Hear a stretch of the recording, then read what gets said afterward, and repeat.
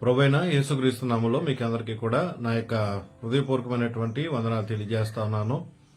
ఈరోజు ఒక ముఖ్యమైనటువంటి మాటతో నేను మీ ముందుకు రావడం జరిగింది. ఈ రోజున మనం గమనిస్తూ ఉన్నప్పుడు ప్రియ దేవుని బిడ్డలారా, ప్రార్థన గురించినటువంటి విషయాలు మనం మాట్లాడుకోబోతున్నాం. దానికి ముందు ఒక చిన్న ప్రార్థన చేసి మనం ముందు కొనసాగుదాం. ప్రేమ కలిగిన మా తండ్రి, నీ పరిశుద్ధ నామమును బట్టి నీకు స్తోత్రాలు. మరొకసారి ఆయన ఉదయకాల సమయంలో ఈ విధంగా కొద్దిసేపు నీ మాటలు ఆయన అందించడానికి మీరు చూపుతున్న కృప కొరకే నీకు స్తోత్రాలు. కృప చూపించండి, సహాయం చేయండి. వినిచున్న వారికి దీవెనకరంగా మాటలు సిద్ధపాటు చేయండి. యేసు నామములో ప్రార్థిస్తున్నాను తండ్రి, ఆమేన్.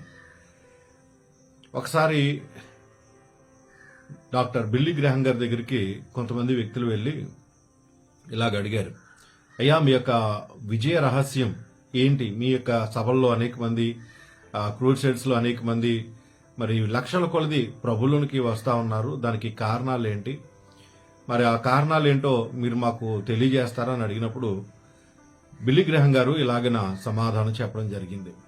ఆయన యొక్క విజయ రహస్యం ఏంటంటే రాసుకోండి అని అంటూ ఆయన అంటున్నాడు. 1 ప్రార్థన, 2 ప్రార్థన, 3 ప్రార్థన. ఇదే నా విజయ రహస్యం అని. ఈరోజు ప్రియ దేవుని బిడ్డలారా, ఇలాగన చెప్పగలిగినటువంటి విశ్వాసులు ఎంతమంది మనకు కనపడతా ఉన్నారు? మా యొక్క విజయ రహస్యము మేము దీవించబడడానికి, మేము ఆశీర్వించబడడానికి, మేము బలపరచబడడానికి, మేము నడిపించబడటానికి కారణము ప్రార్థన అనేటువంటి విషయం ఈరోజు ఎంతమంది గుర్తిస్తా ఉన్నారు?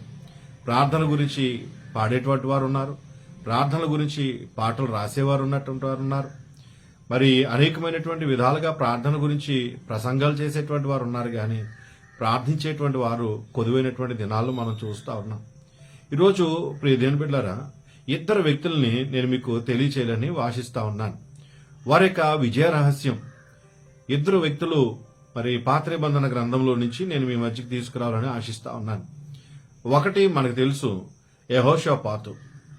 యెహోషాపాతు గురించి మనకు తెలుసు. యెహోషాపాతు మరి అనేకమైనటువంటి రాజ్యాలు, 4 రాజ్యాలు లేకపోతే 4 శత్రు సైన్యాలు మరి యొక్క పట్టణాన్ని ముట్టడి వేసినప్పుడు అతను తీసుకున్నటువంటి నిర్ణయం ఎంత గొప్పదో మనం చూస్తా ఉన్నాం. చెప్పడానికి సమయం లేదు, కానీ క్లుప్తంగా నేను ఇక మాటలు నేను మీకు చెప్తాను. యెహోషాపాతు తీసుకున్నటువంటి ఆ స్టెప్ ఏంటంటే ప్రార్థన చేయాలి అనడం, అది కూడా ఉపవాస ప్రార్థన చేయాలి అనుకోవడం. ఇది ఎవరికి అర్థం కానిటువంటి ఒక పరిస్థితి కావచ్చు. ఈయన ప్రార్థన చేస్తాడంటే ఒకవైపు శత్రు సైన్యం ముట్టడి వేస్తా ఉంటే ఇతను ప్రార్థన చేయాలంటాడేంటి? ఈ దేవుని బిడ్డలారా, ఆ రోజు ఎవరికి అర్థం కానటువంటి ప్రశ్న అయి ఉండొచ్చు. నిజమే, ఈ రోజున చాలా మందికి అర్థం కాదు. ప్రార్థన అంటే వాళ్ళకి అర్థం కావట్లేదు. కానీ యెహోషాపాతుకు అర్థమైంది, నేను ఎన్ని చేసినా ప్రార్థన చేయకపోతే దానివల్ల నాకు జయం కలగదు, ప్రార్థన ద్వారానే నాకు విజయం కలుగుతుంది అని చెప్పి అతను గ్రహించినట్టుగా మనం చూస్తా ఉన్నాం. అందుకే అతను ప్రార్థనకు అంత ప్రాధాన్యతనిచ్చినట్టుగా మనం చూస్తున్నాం. ప్రియ దేవుని బిడ్డలారా, మనకు తెలుసు, మనం ఒక మాట ఆలోచన చేస్తే గనక ప్రార్థనకు ముందు, ప్రార్థన తర్వాత అతను ఎలాగన విజయం పొందుకున్నాడో మనం చూస్తా ఉన్నాం. ఈరోజు ప్రియ దేవుని బిడ్డలారా, అలాంటి ప్రార్థన పట్ల ఆసక్తి, ప్రార్థన పట్ల ప్రేమ మరి మనకి కలిగి ఉండాలని నేను ఆశిస్తా ఉన్నాను. అలాగే రెండోదిగా మనం చూస్తా ఉన్నాం, దానియేలును కూడా నేను మీ ముందుకు తీసుకుని వస్తాను. దానియేలు కూడా మరి శాసనము పుట్టించబడినప్పుడు మరి దానియేలు కూడా మనం చూస్తాం. దానియేలు గ్రంథంలో దానియేలు కూడా మరి వెళ్ళి యథాప్రకారం, అది మీకు ఒక మాట మీకు జ్ఞాపకం చేసినప్పుడు, శాసనము పుట్టించబడిన తర్వాతే కాదండి, శాసనం పుట్టించబడక ముందు కూడా అతను ప్రార్థనాపరుడు, శాసనము పుట్టించబడిన తర్వాత కూడా అతను ప్రార్థన మాల. ఈ రోజు మనం చూస్తూ ఉంటే పరిస్థితి బాగోలేనప్పుడు ప్రార్థన తగ్గించేటువంటి వారు ఉన్నారు. ఒక భక్తుడు ఇలా అన్నాడు, ఎలా అన్నాడంటే, నీకు అన్ని పరిస్థితులు బాగున్నప్పుడు ప్రార్థన చేయి, నీ పరిస్థితులు బాగోలేనప్పుడు ఎక్కువ ప్రార్థన చేయని. ఈ రోజు ప్రియ దేవుని బిడ్డలారా, 2 వ్యక్తులను నేను మీ ముందుకు తీసుకుని వచ్చాను. వారు 1 యెహోషాపాతు, 2 దానియేలు కూడా మరి యథాప్రకారం మోకాల్లోని ప్రార్థన చేయటం అనేటువంటిది, అటువంటి సిచ్యుయేషన్స్ లో ప్రార్థన చేయటం అనేటువంటిది ఎంత భాగ్యం. ఈ రోజున వారిద్దరూ కూడా గొప్ప విజయాన్ని వారి జీవితాల్లో పొందుకున్నారు. మరి అటువంటి విజయాన్ని నీ జీవితంలో నువ్వు ఎందుకు పొందుకోకూడదు? మరి ఆ ప్రార్థనా జీవితాన్ని, నువ్వు ప్రార్థన గురించినటువంటి తృష్ణ నీలో ఎందుకు రాకూడదు?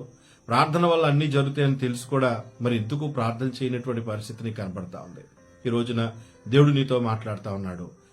తిరిగి లేచి బలపరచబడి మోకాళ్ళుని నువ్వు ప్రార్థన చేయగలిగితే నీ ప్రతి సమస్యకు జవాబు ఆయన నీ యొద్దకు తీసుకుని వస్తాడు. ప్రార్థన మన దగ్గరికే సమాధానం తీసుకొచ్చేటువంటిది. కాబట్టి ప్రార్థన మీద ఆధారపడదాం.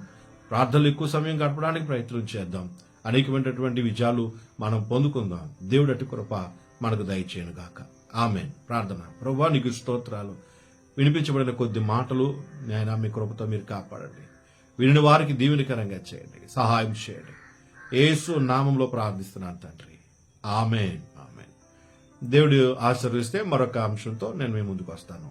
దేవుడు మిమ్మల్ని దీవించును గాక. ఆమేన్.